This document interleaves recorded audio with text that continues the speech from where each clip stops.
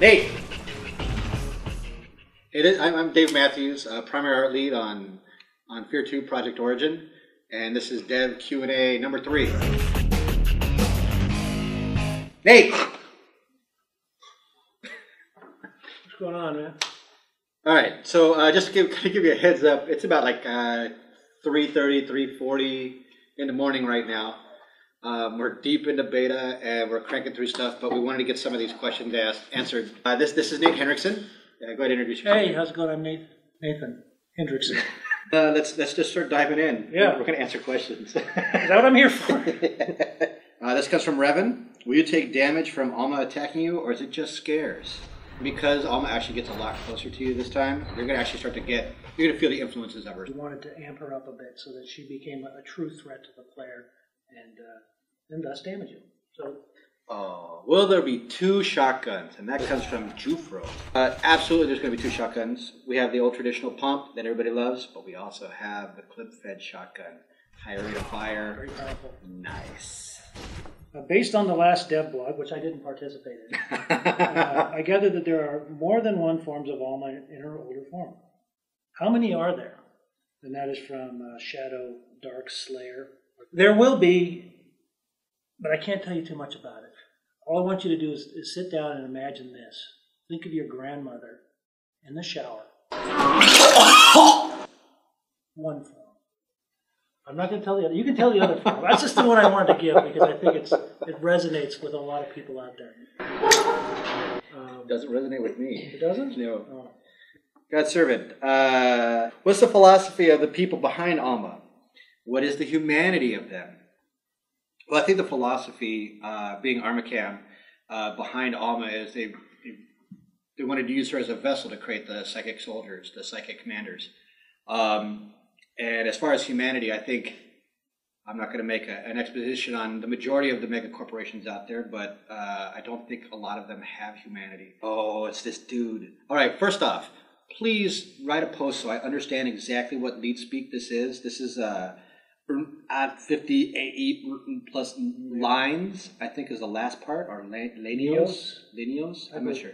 Anyway, he asks, or she, will there be more stuff that blows up? Sure. I mean, it's like it's one of the hallmarks of F.E.A.R. I mean, we love that chaos of combat. So I think what you're going to see is, I mean, inside, outside, we've really ratcheted up all the activity that occurs during combat. So yes, in fact, you're going to see more shit that blows up. Echo 111. How do you envision all those freaky paranormal moments? It really takes some twisted minds. I think probably from the dev blogs already, you can already see that we're a little bent. We're pretty messed up. And we're proud of it. Sam100 wants to know why Alma wants to touch the protagonist in the game. Do the player have to do anything to defend himself from Alma attacks and abomination grapples? Alma want to touch. Alma wants to touch you for a wide variety of reasons, but we'll let the game tell you those reasons. But yes, you will be able to defend yourself and push them off and kick them off. Lion Cake asks, in what year does F.E.A.R take place? The near future. Sorry, I jumped that. I was going to say about like future plus 5 or 10. Well, there you go. Jordy asks, what is an average day at Monolith Productions like?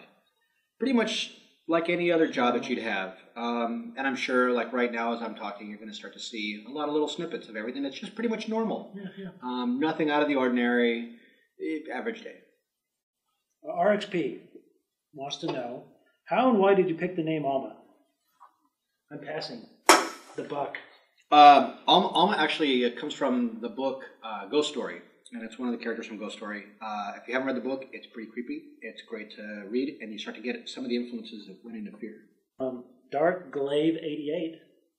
What kind of soundtrack could we expect from F.E.A.R 2 Project Origin? What sounds similar to the original F.E.A.R, or have you created an entirely new soundtrack from scratch? My name is Brian Paxman, the audio director for Monolith. I think the soundtrack that you'll get, as far as musically overall, is pretty dynamic. This round, that we really try to take the music and actually put it dynamically changing to how the AI reacts. Oyster asks, is Stokes voiced by Jen Taylor, a.k.a. Cortana? Damn, you're good. Yes, in fact, she is, but she's not Cortana. She's not Stokes. And there's a difference. Stokes is cooler. Can anyone hear this? I need help now! And she also played Kate Archer in the Null series. How about that? Look at that. Doesn't matter. Is Alma actually dead? I know they said I know they say she died 6 days after life support was pulled, but did she manage to keep herself alive through her psychic ability somehow?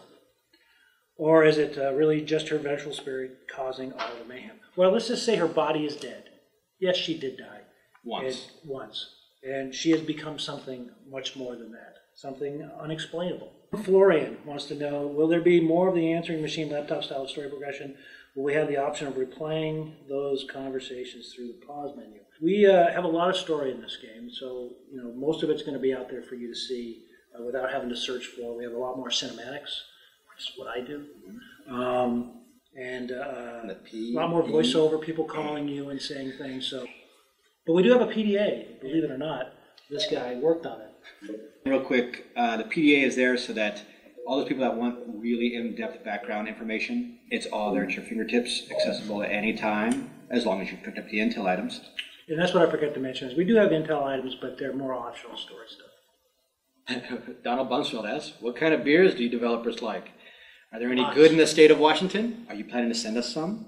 Because if so, any is good. So Richard A. Colson, what's your favorite part about working on this game?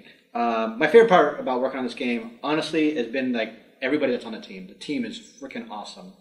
I've worked at a lot of places. I've been in the industry for a long time. And what I really enjoy about this team is the caliber, the quality of the people, and how cool they all are.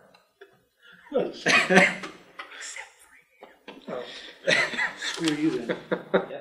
All right, well, I think that concludes Dev Q&A number 3. Keep those questions coming. They're awesome. Yes. Thanks for keeping us up at night.